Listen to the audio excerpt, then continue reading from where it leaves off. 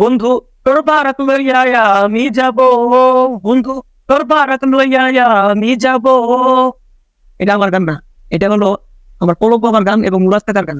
ঠিক আছে, দুই বন্ধু মিলে এই গানটা গাইছিল অনেক আগে। এটা হঠাৎ করে আমরা এই এটিএন বাংলাতে আমরা দেখতে পাচ্ছি, এজন্য আমি গানটা গাইলাম। তো পলক বাবা একটা ভাষণ দিছে, ভাষণের কথা বলি আমি। সেই ভাষণটা হলো, সে ডাটা দিছে সবাইকে, 5 GB ডাটা দিছে।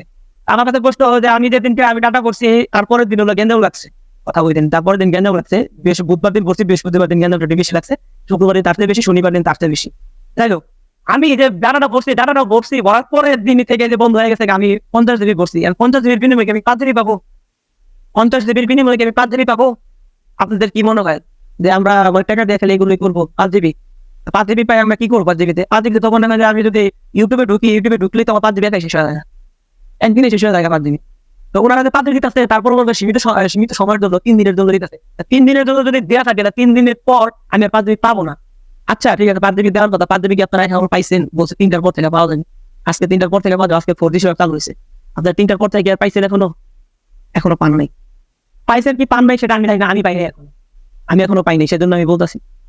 তো এই 5 GB তারা দিতেছে, 5 GB দেওয়ার পরও তারপরও তারা বলতেছে কি এটা এই সমস্যা হয়েছে, ওই সমস্যা হয়েছে। আচ্ছা এটাই বলি, খাদা টাওয়ারের সমস্যাটা হয়েছে, এই যে খাদা টাওয়ারের যে সমস্যাটা, এটা তো আর 3 থেকে 4 বছর আগের কথা, 2021, 22, 23-এর মধ্যে হইতে পারে। 23 না, মানে 22-21-এর মধ্যে হইতে পারে। তো ওই খাদা টাওয়ারের ঘটনাটা টাইলে নিয়ে আসছে এখানে নিয়ে আসছে যে খাদা টাওয়ার ছিল দেখা। এই যে আমরা প্রবাসীরা যারা আছে, তারা যে এতদিন দিয়ে বিচ্ছিন্ন ছিলাম, নেটওয়ার্কের বাইরে ছিলাম, দেশের কি অবস্থা না অবস্থা, তারা আবার রেমিটেন্স চায়, যে রেমিটেন্স সবাই যেন পাঠায়। প্রবাসীদের মধ্যে এত কষ্ট দেওয়ার পরও তারা রেমিটেন্স চায় কোন হিসাবে? রেমিটেন্স দিন, রেমিটেন্স ছাড়া চলবে না। কিভাবে রেমিটেন্স দিব? প্রবাসীদের এত কষ্ট দেওয়ার পর রেমিটেন্স কিভাবে চায় তারা? তারা রেমিটেন্স চাইলে কিছু পাওয়া যায়? প্রবাসীদের থেকে কষ্ট দেওয়া কি দেখি তাদের কি দেয় এই পক্ষে, সেটা আপনারা বলুন।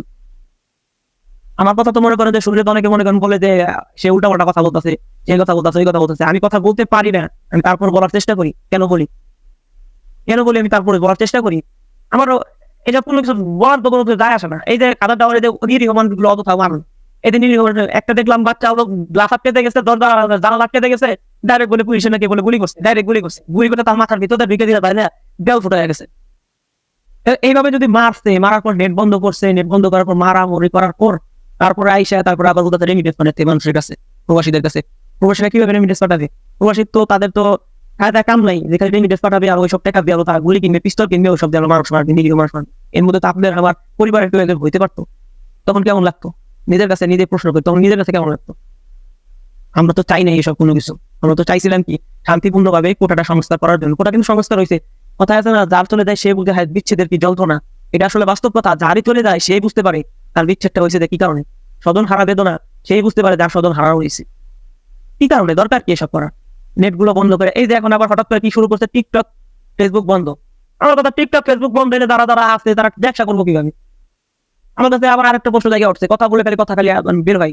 যারা টিকটক, এই যে প্রিন্স মামুন বলেন, তারপরে বিডিং যারাই বলেন, তারা যে করে যে এসব, তারা কিভাবে করবে? অন্য দেশে কিন্তু ভালো, কিন্তু ফেসবুক তো আছে, টিকটক তো আছে।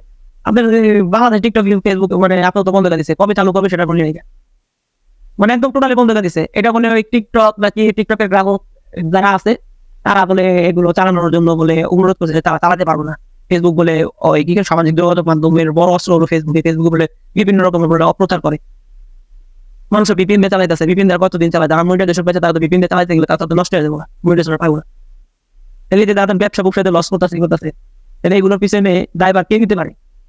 আবার আমার বাড়ির পাশে একদম তার বলে তার 3 দিন ধরে কথা হয় না, 3 দিন ধরে কথা হয় না, তার বউ তারপর 4 দিনের বেলা বলে ফোন দেবো, তার বউরে পায় না। তাহলে বউরে দেন কই আপনি না আছে, না খাইতেছে, না ঘুমাইতেছে, না কিছু করতেছে, এটা আর মানে ড্রাইভারটা কে নিতে পারে? এই বউটা যে গেছে, এই বউটা গেছে বেটার এখন কত কষ্ট প্রবাসে থাকে, তাহলে প্রবাসীর কাছে আবার রেমিটেন্স চায়। তার বউ চলে গেছে, তার কষ্ট বাঁচতেছে না, সে আবার রেমিটেন্স চাইতেছে। কিভাবে সম্ভব? এটা কি করবো? এটা দিয়ে এত কিছু করে মাথায় ধরে না, বুঝছেন? মাথায় ধরে না এত কিছু মাথায় ধরলে এত কিছু বলতেও মনে করেন লজ্জা লাগেনি দেখাতে। মানে কি বলবো, লজ্জা ছাড়া কিছু নেই। আমার অনেক লজ্জা লাগে। এগুলো কেন করতেছে? টিকটক ফেসবুক বন্ধ করে দিচ্ছে, মানে টিকটক বন্ধ করেন, ফেসবুক বন্ধ করে দিচ্ছে। ফেসবুক থেকে আমরা কোনো আপডেট পাই না বাংলাদেশে। আমরা যে কত মনে করেন যে এই ফেসবুকে ঢুকলে কত রকমের স্বামী স্ত্রী ইস্তিকাল সব দেখতে চাই, এসব দেখতে পারবো না এখন থেকে। আপনারা দেখতে পারবেন না, আমরা দেখতে পারবো না। কি কারণে?